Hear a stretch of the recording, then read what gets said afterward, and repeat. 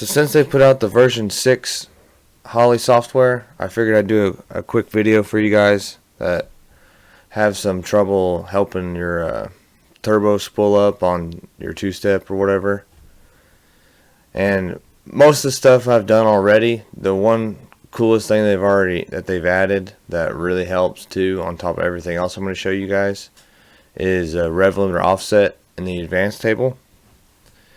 And so this whole video is mainly going to be in the advanced ICF. And if you don't have this, you just go to toolbox, add individual config, go to advanced, default, and go from there. And you'll have this, the advanced ICF right here.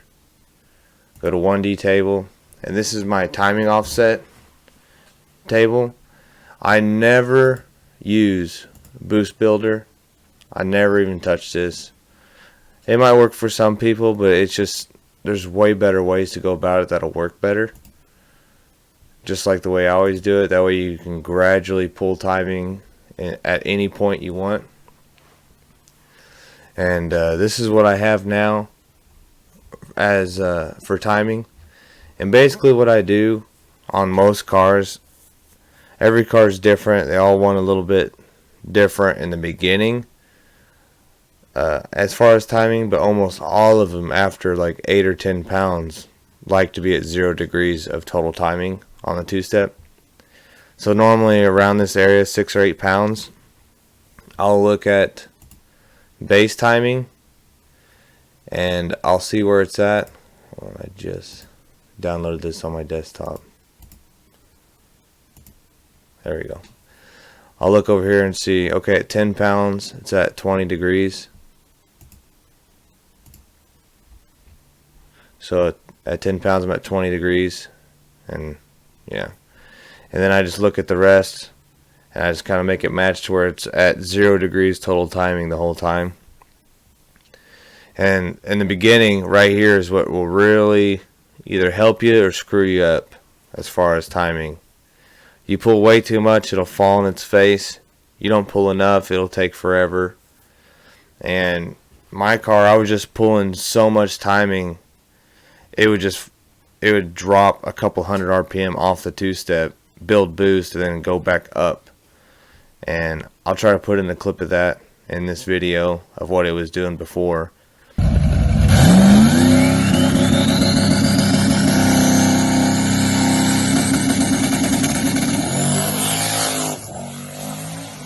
But now what I did differently is I added a bunch of fuel.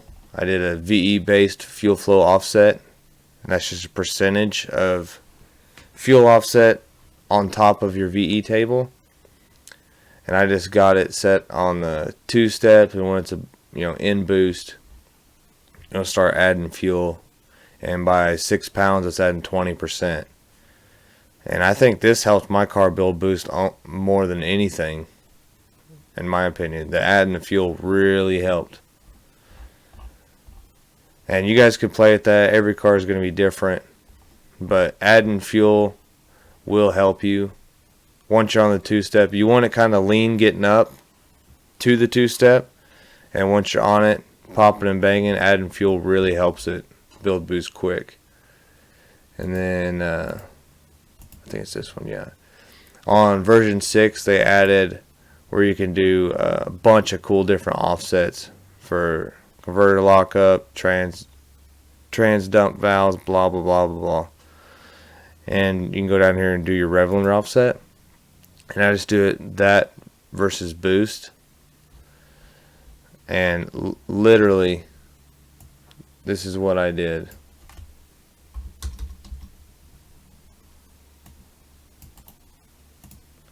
I did that, and it helped tremendously. And like I said earlier, I pull so much timing that the thing will try to bog. So even though my my rev limiter is at 4,000, and I'm adding 500, it never gets to 4,500. And I'll show you guys the video.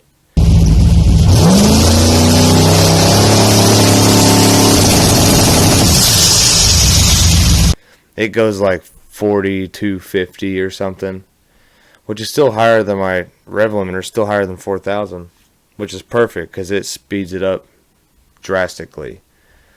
Some people are worried about their cars because they got a really tight converter or something, and it makes like, or a really big cam or small engine, blah blah blah, and it takes forever to get to the rev limiter. They're worried if they raise it too early, it just would never get to it. And I guess in some cases I could see that. So you could literally do something like,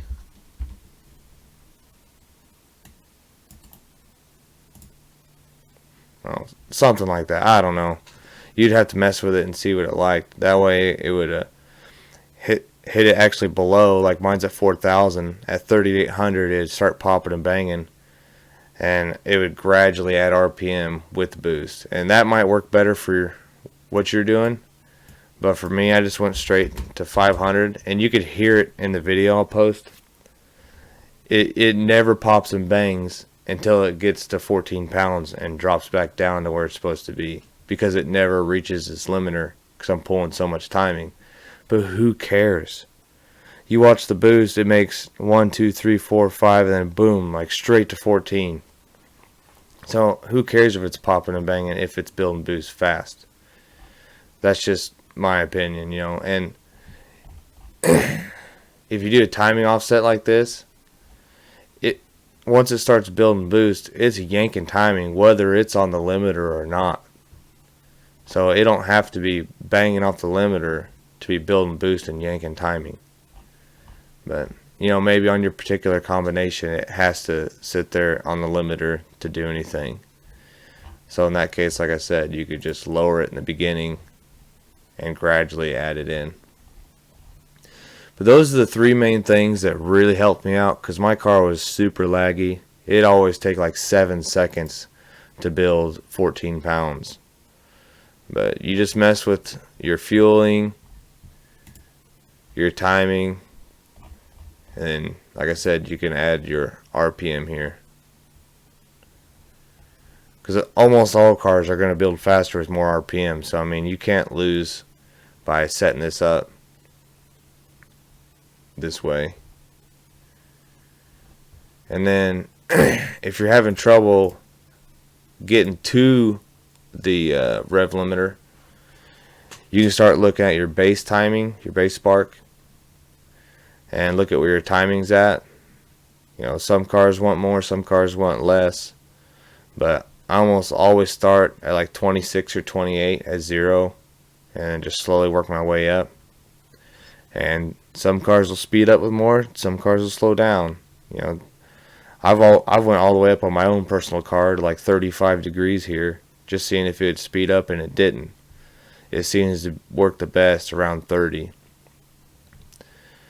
And you know, I've seen other cars work best around 26. It's just whatever is going to make the most torque is going to make it get on the two-step limiter the fastest.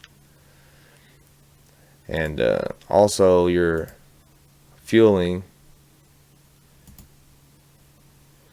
You know, mine's straight across here, but I've seen some people where they'll actually lean it out and have closed loop on, you know, lean it out around this area wherever you're getting up to the limiter to help it get up there faster.